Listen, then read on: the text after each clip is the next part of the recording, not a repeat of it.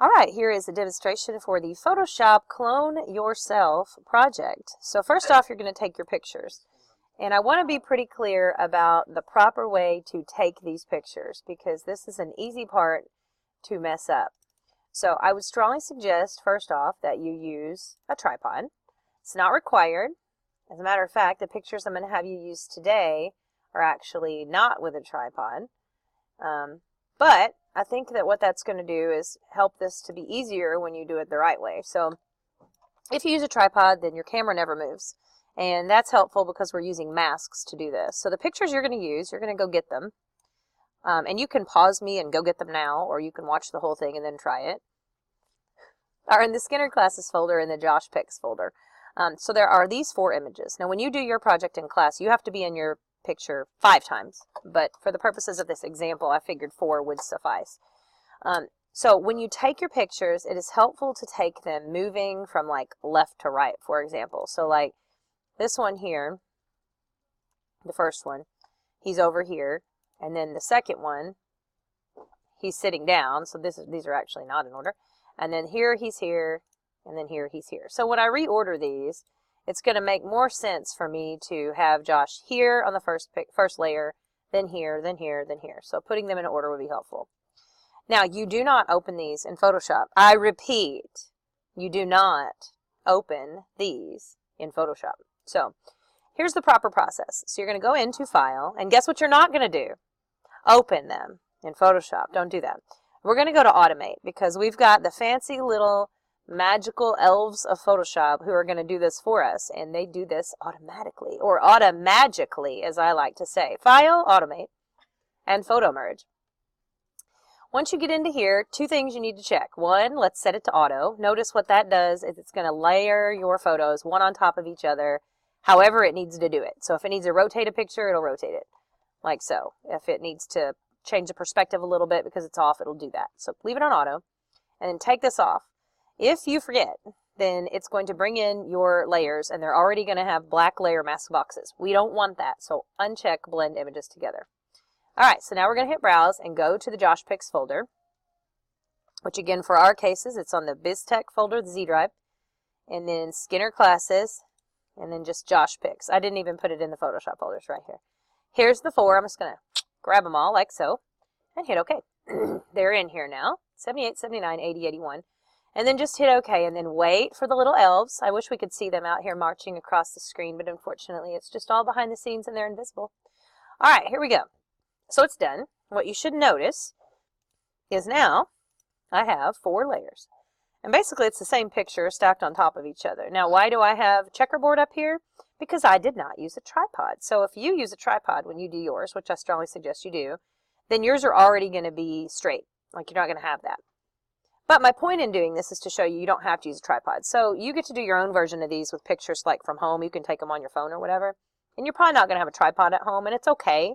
But the person taking your picture needs to be a human tripod. They need to stand perfectly still, never rotate or tilt up or down or anything. Just like literally stand still as if you left the camera alone on a tripod. No zooming, no tilting, no moving.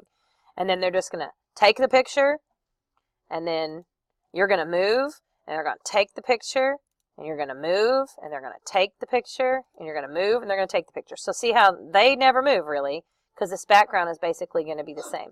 All right, now I need to put these in order.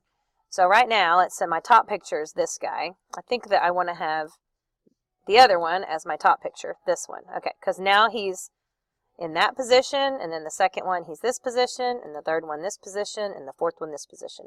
It's not that this is required, but if you take your pictures left to right, it'll just make life a lot easier in the end. Okay, then you choose your farthest away picture, or your one direction or the other picture, and you put it on the bottom, and you leave it alone. Don't do anything to this. Like, you don't have to lock it, but you can if you want to. You don't need to do anything to this layer. All right, so now click on the next layer and turn the eyeball on, and then it's like, where's Waldo? We have to find Josh. He's not Waldo, he's Josh. So there he is. Take a tool of your choice to select him. It does not have to be a good selection. I'm just going to take my quick selection and just kind of run over his little head here. And oh, well, you know, there's the whole board. I don't want that much. But it doesn't really matter. You're going to fix all of this in a minute anyway, so, you know, that's fine. Okay, so let's say all that, and I need his legs. Actually, I'll deliberately not put his legs in here just so I can show you how to fix it. Okay, so here's my Josh. You really don't have to go into select a mask. I mean, you can, but the reality is unless you overlap people. So like if I had a Josh whose arm overlapped another Josh, then where that arm overlaps, I have to like get right around the edge. But on this one, it doesn't matter. These don't overlap. So I can just go ahead and pop a layer mask on here. Bam, right there. This button down here, your layer mask.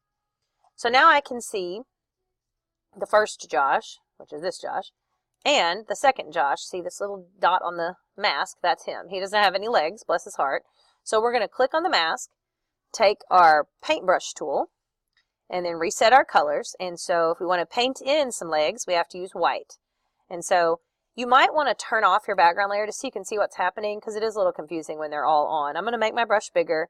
We're just going to paint in. Oops, look what I did. That was bad. Let me undo that. Okay, so I'm going to click on the layer mask, and we're going to paint in some of this. Now my opacity is turned down. I'm going to turn it up. So we're going to paint that in. There we go. We're painting in a little bit of Josh. Okay, so there it is. Now I'm going to turn this back one on and see if we can tell. See? Because I have a really soft brush, you can't really tell. Looks pretty good. If you can tell, you can always like do the reverse, right? Switch it to black and then be like, bye-bye, Josh. Sorry to see you go. Okay, I'm going to undo that because that's sad. Okay, so that's that one.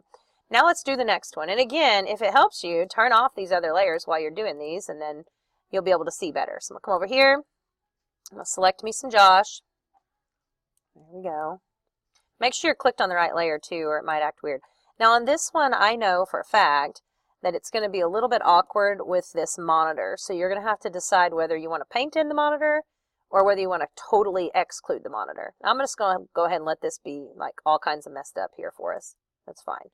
So we're going to do this, kind of make it sort of okay.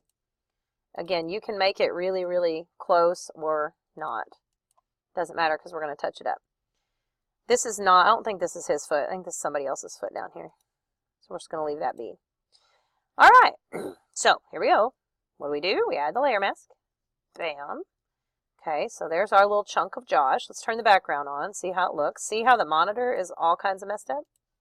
Yep, not good. So we're going to click on the layer mask, take a white paintbrush, and we're going to paint in more monitor. Oops, paintbrush. We're going to paint in some more monitor so that it matches. So there we go. And just kind of be careful because otherwise we'll end up painting in a whole bunch of other stuff. So we just want to kind of keep it light. See, if I go too far, I'm going to have to start painting in this desk down here and stuff. Okay, so you can't really tell too much there. I'm going to go here a little bit more. That might not be good. So flip it if it starts to look weird. All right. All right, that looks okay. All right, let's turn this background off again. Let me go ahead and do this top layer. So where's he at? Oh, he's over here. He's doing some studying. He's very studious. Okay, same story. Let's go ahead and select us a little bit of Josh. Again, you can use, if you want to go magnetic, you know, you could use your magnetic lasso or whatever lasso floats your boat. So here I am, getting it all in there. Really, we can go ahead and take all of this, the backpack and everything, because it's kind of all part of that same layer. And I'll just kind of come all the way around here because I'm not using it anymore, so I might as well just bring all of it, right? Okay, and then, bam. Okay, that's looking pretty good. You could go ahead and take your white paintbrush if you wanted to while you're here and like feather this around the edges a little bit, but it's kind of up to you. It'll make the edges blend better if you do. All right, let's turn this background on. Yeah, that's not bad. We kind of need this part up here. And the problem is that the rest of this doesn't exist on any other layer. Now we could go ahead and paint it in, but I'm just going to crop that and call it a day. So here we go. That's pretty much the extent of it. I'm going to click my crop button and crop this down because I don't need all this extra stuff, and I am going to chop off part of his face. Sorry about that, bud. And then we don't have any foot down there, so we're going to have to bring this up a little bit. There we go. Crop it down. Bam. And then these are really big, so let's go ahead and resize it. We'll just do our normal little 1000 pixels. Remember, change it to pixels first and hit OK. And there we go. And there is our clones of the Josh. Now, if we would have had a Josh that was in front of another Josh, then those areas would have to have, you know, like if this arm was in front of another Josh right here, it'd be okay because we did a really close selection on that arm. So if you do have a part that's close to another part or overlaps another part, do a more careful selection. Oh, I'm going to have to crop this again. Look, there's still a little bit of a stuff sticking out. Ugh, there we go. Over there. I know, all my sound effects are so fun. This is also a little bit of a dark image, so I'm going to go ahead and pop some levels in here. Bring the lightness up just a tad. There we go. That's better. And I don't need to clip it, or then I would just be making one Josh bright, right? That would be bad. See, if I do this, then this Josh over here, he's like, hello, woohoo. We don't want to do that. So no clipping, and that makes all of the layers brighter. And there we go. And that's it. So that's the Clone Yourself project. You're going to do this with my images of Josh. Hopefully yours looks something like this. And again, turn off that background so you can kind of see to make sure you're not missing anything. Sometimes that's how I realize I'm missing an ear or something like that, because I can see it missing on the original. All right, there you go. Have fun.